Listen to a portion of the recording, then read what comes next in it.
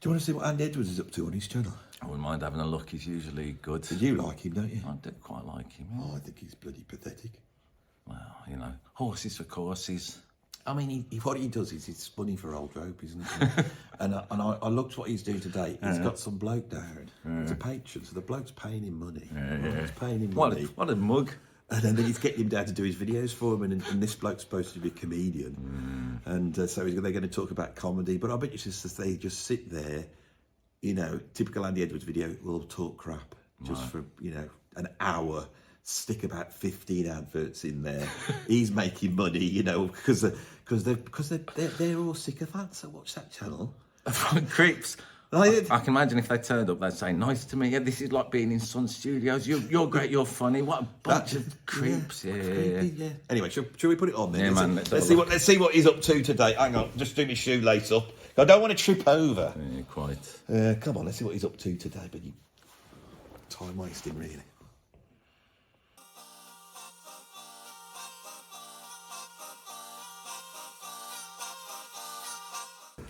Hello, welcome to this video. My name is Andy Edwards and your name is? Andy Robinson. Andy Robinson and Andy Edwards are two Andys. It's like a comedy show. And that's what we're going to be talking about on this channel is comedy. Comedy and music and how they interrelate. I'm a musician and you are? I'm a comedian, but also, Andy, I'm a partial musician, and you're, I'm going to say, full-blown comedian. I'm still giving you the compliments, even but though... I don't consider my... Well, I could... You are a professional comedian. You've had a career as a comedian, haven't you? Yes, sir. 30 years. 30 years. You've done all sorts of different stuff.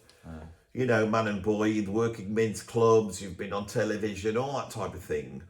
And so when you contacted me, I thought comedy has become such an important part of my channel that it would be great to get a comedian on and talk about comedy. And so this is what I would like to do on this video, is to talk about comedy. So shall we start off about how did you get into comedy? I mean, was that worth the effort? What are they on about? I don't know.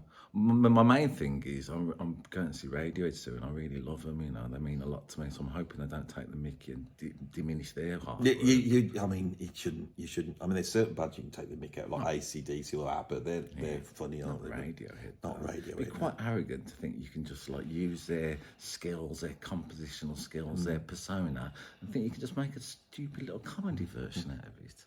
I mean, I know Andy Edwards would have a go, and the fellow. We'll give it a go.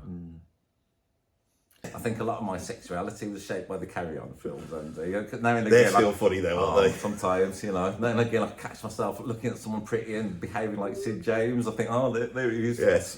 But I think with the Carry On, I think the way they get around the sexism is because in the Carry On films, every time they do something sexist, there's a noise.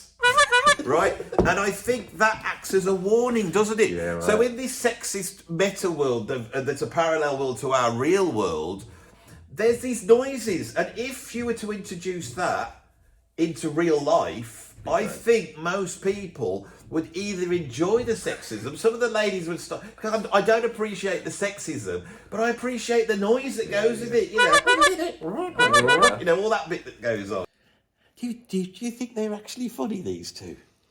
I mean, I think they think they're funny, which is the worst, it's the worst kind of funny, all, isn't it? Yeah. It's the worst kind of funny, that is. Yeah. Not thinking you're funny when you are funny, that means you're an idiot, doesn't it? Yeah, very but much. Thinking you're funny when you're not funny, that's just being arrogant. It's the idiot arrogant. You know. Also, I think some people who are funny, I think what they do is prepare hard, they write hard what they do, they know what they're going with, and they stick to the script, as it were. And despite, let's call it, its inhibitions there, always makes for great quality. But, you know, I know Andy Edwards doesn't do it because he's got something else going on. What though? A bit of spontaneous beauty. Oh, you say that because you're a fan. Yeah. I think he's a bloody idiot. Yeah, well, you know. I know someone who met him. Oh yeah. Yeah. Did he like him? He said in real life he's just so arrogant and egotistical. And he went up to him and he said, "I watched your channel." He says, "I'm really into Jethro Tull." Yeah.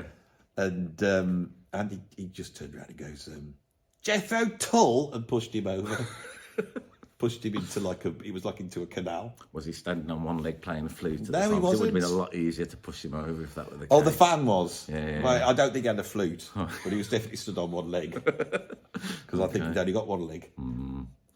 That's what they're like, because they're bloody old, aren't they? These Jethro Tull fans. Often. And it's like they get all sorts of problems like gout, and then they have to have a limb removed. I can imagine Andy Edwards has to do quite a lot of medical advice to his older fans. Don't worry about it; it'll wear off. I mean, the thing is with Andy Edwards fans, I mean, he's got his shtick going on, but he must worry about them dying. Yeah, quite. Because some of them are like 80 years old, aren't they? Yeah. I mean, if you're a proper rock fan from because these guys, you've read the comments, they're like, I was at that concert, I saw the Mavish Orchestra in 1972. They were thinking they're 20, they're like 70 years old. Yeah. I don't think they led healthy lives. I bought an Andy Edwards album off Bandcamp once, right? Which one was it? You know, the good one. And then what the good thing was, I realised, was he wouldn't be around in 30 years' time to do an anniversary edition. So, you know, I could just buy the record thinking in 30 years' time there won't be another one. Well, he might be, but he'd be very old, wouldn't he? Yeah, very old. 40. Let's see what they got to say. Yeah. Special sound effects. This is what we lack in real life, you see. I found that sound effects are very useful in hemming in hate, which is because without the sound effects in the Carry On films, they'd be pretty dodgy, wouldn't they? I get ya. When I have a disaster in life, let's say, a little crisis, I can't help but go, the EastEnders drums when it happens. It makes everything so much better for me. I think that's all right. It's Do you know that I was driving along once and the BBC rang me up and they said, EastEnders is 40 years old. We want to do a thing on the EastEnders thing. Someone's given us your number. You're a drummer. Can you come up to wherever it was in Birmingham and come and talk about the EastEnders thing? So I drive over and then they said you need to play it. Now it's played on Simmons pads. Right now. This is the kind of detail we'll subscribe to Andy Edwards. Now I had a Simmons drum. I had a Simmons drum kit when I was young, but I no longer got it. Now I could have got an electric drum kit and dialed in those sounds, and it would have been a whole bunch of work. But I thought, I can't do that. So maybe I'll just bring some normal toms over. But I can't really get to that. So all I managed to get was a snare drum, right? Like, and I've got one right here because I knew I was going to tell this story today. So here's my snare drum. So I'm literally on the BBC, and I go, License payers' money? Yeah, and I'm sat there, they're talking on the radio, and I'm literally going, of course, when it was first recorded in 1985, it was Dave Simmons who created the first electric drum kit, which was actually made on his... he made that at home, and the reason they were hexagonal is because he didn't have a machine to cut circles, so he had to cut a hexagon. And there's a very simple thing, you know, piece of rubber, transducer, and you've got yourself an electric drum kit. And that was what they used for that very iconic beep beep beep beep beep beep beep. But that is how it's done. And they said, "Well, you're a drummer, aren't you, Andy?" "Yes, I am." Could you recreate? Because we brought you in to recreate the sound of the Simmons drum kit here. "Yeah, if you want to." I said, "See, it probably went something like this." Not the same. God, this is tedious. I mean, they're trying though, aren't they? They're trying to They're get just somewhere. trying too hard. Do you think they're trying too hard? It's kind of maybe, but you know, I think they were excited. I know the comedian was particularly excited at meeting him, so you can see that. But yeah, I mean, it's not their best work either. Neither do you know that comedian. Have you seen him? Wear Butlins. He has been at Butlins actually. You know a lot about him, don't you? I do know pretty well. I mean, you know, he's not the funniest, but his intentions are good. He's got a pure heart. You know what I mean? Yeah. Well, that's that. If your intentions are good, it doesn't matter. But see, with Andy Edwards, I don't think his intentions are actually any good. What do you think his intentions are? I don't. I think they're bad intentions. Right. It's like a Bon Jovi song. Yet he gives so much.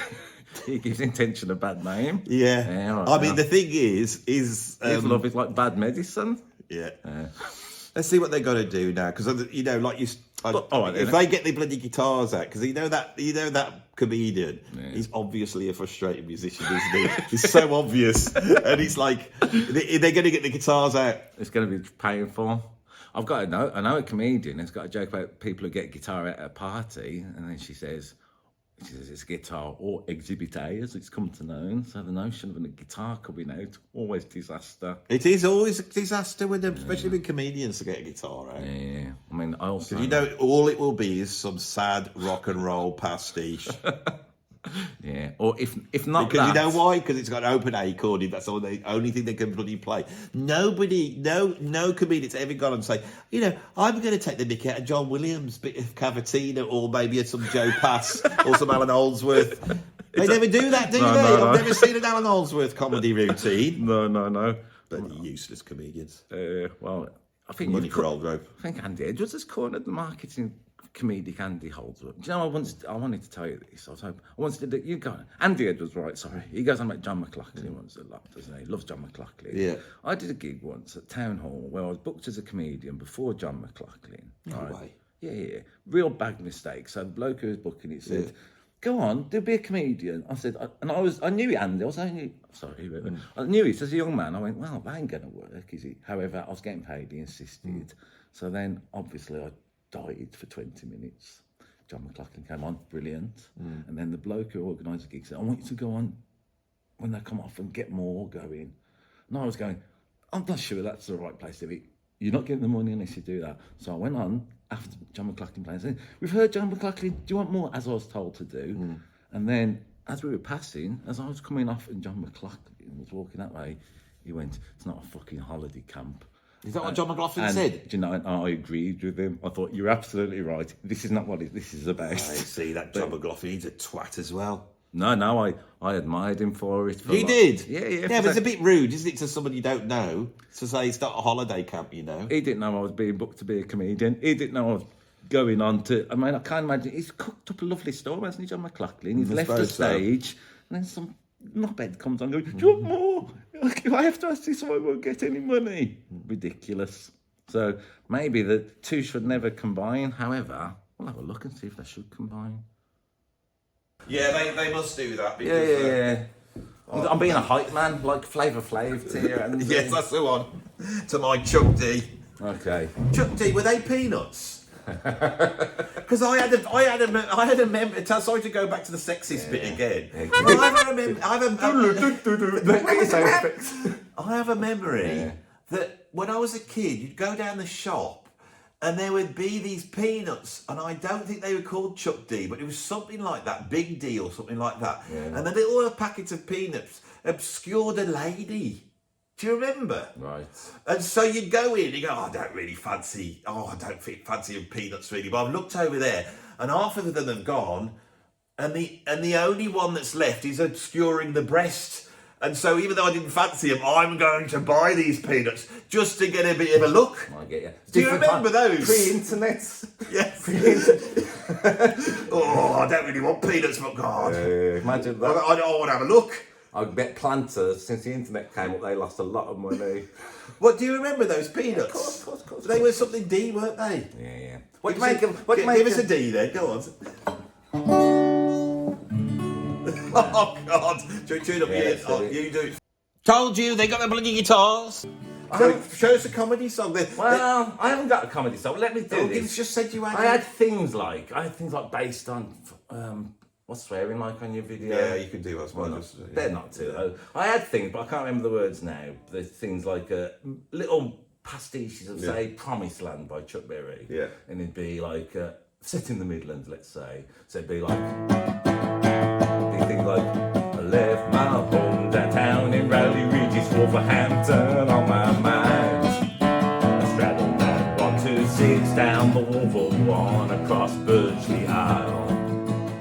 Stopped in Dudley, passed in Studley till I got to Mary Hill.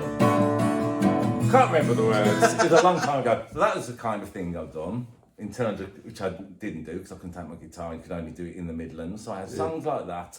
I occasionally do a thing where you explain to people like country music and you show them the rules in the little, the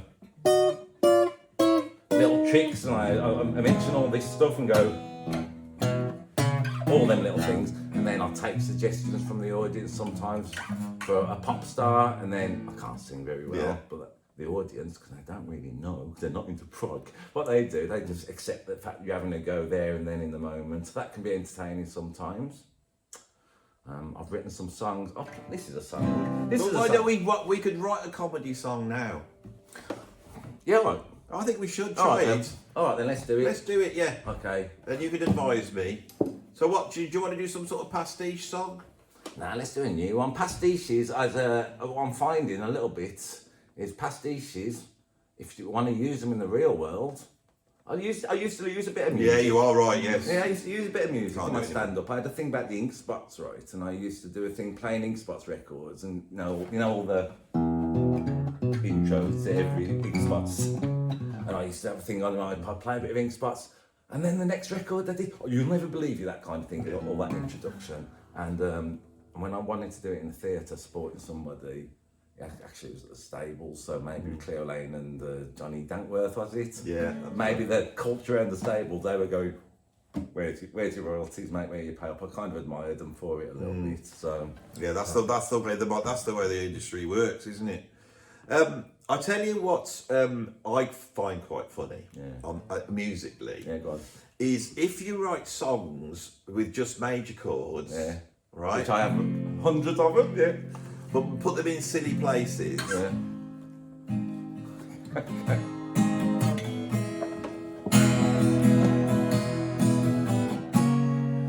So you get four. It's hard to sing it, but then if you sing it in a high, whiny voice, it sounds like Radiohead. Do you want me to show you? Yeah. I'm so depressed. I'm so sad and lonely. I've got some bottles that I don't know what to do with. I asked the recycling to sort it out, yeah. But would you believe when I rang the council, Birmingham was charging us for a lot 'cause they lost their money, oh.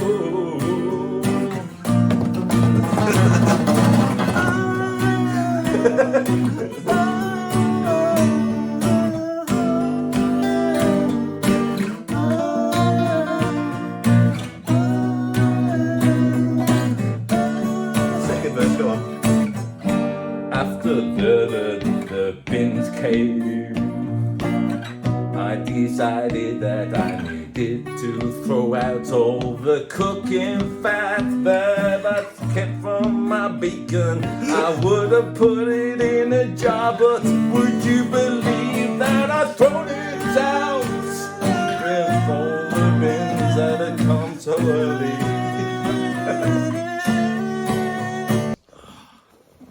You see, they can't not do it, can they? No. And that song that they wrote, it's like, what are we supposed to sit here thinking? Oh, what brilliant, competent musician that Andy Edwards is? No, what a funny bloke that is with his funny. I mean, the Fails. It's just like it's a rubbish. Epic It's fail on both rubbish. parts. It's neither musically interesting, it's neither comedically interesting either. Why? What the hell? I mean, why has this bloke got the subscribers?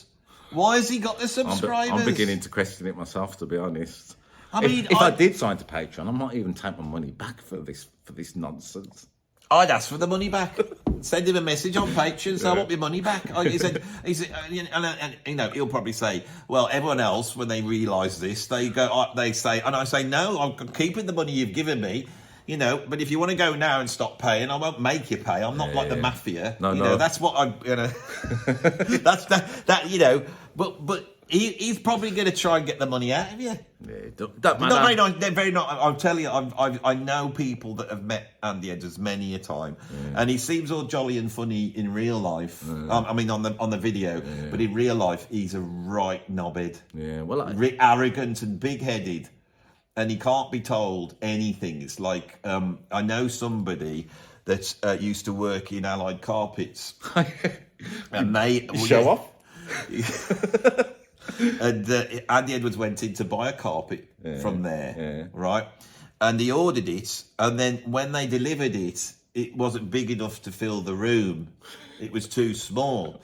But the thing is, he'd haggled the price down, and they said, well, the only way we can make it cheaper is by actually making the carpet smaller, and then you delivered it to him, and he became irate, and he wasn't happy at all. Right. You know what he said? No, go on. He said, I'm going to come round your house and kick your dog in the face. Wow. Yeah.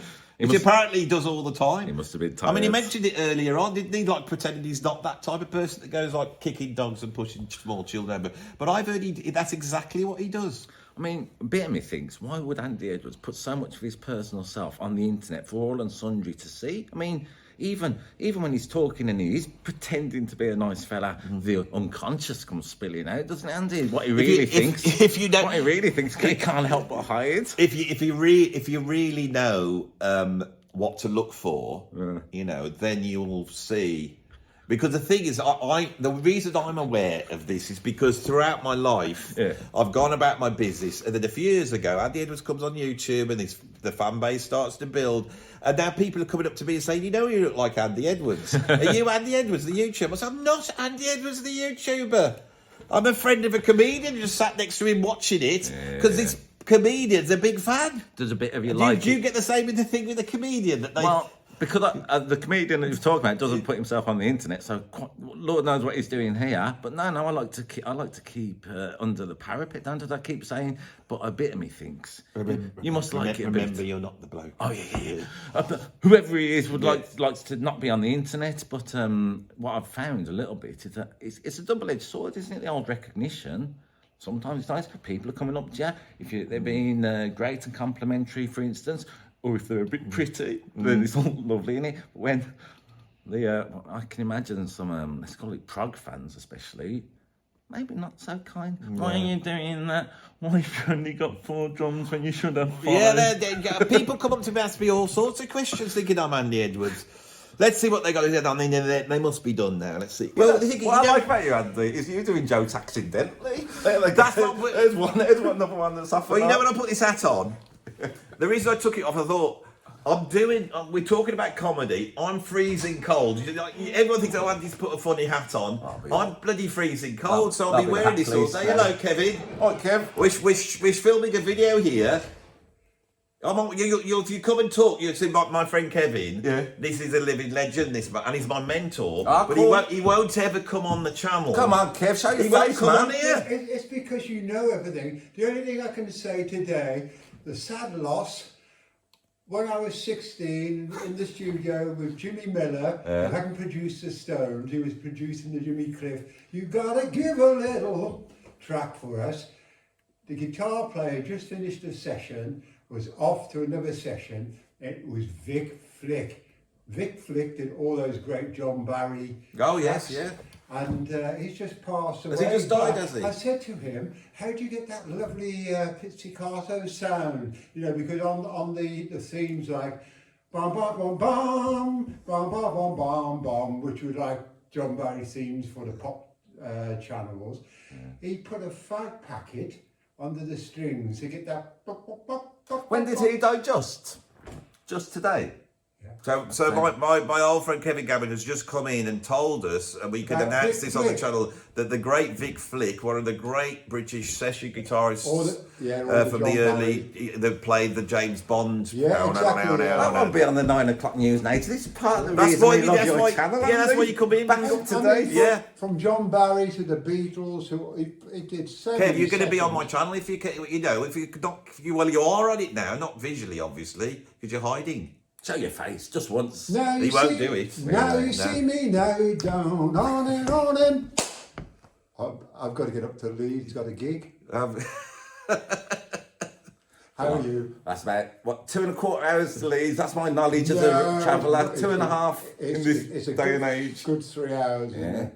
We Blimey. go every week with Justin and Danny and the boys. Are you okay? Yes, we're all filming a video. This will all be on YouTube, Kev. Oh please, you know. Well, that just seemed to peter out at the end. Yes. Do you know what I was expecting at least? Was there would be some sort of conflict at the end. And they just It's often the greatest thing about an Andy Edwards video, Yeah, the conflict at the end. The bit at the last 5 minutes is often the greatest thing, isn't it? Where almost, if you heard this thing in psychology, they call them door handle turners, right? So people will be talking to their psychologist, their counsellor, not really saying anything. Then just as they're going out the door, they'll say, "My dad was bad to me," or much worse, you know, just as they're leaving. I was, oh. Are you saying my dad was bad to me? No. My dad was not bad to me. No, I can.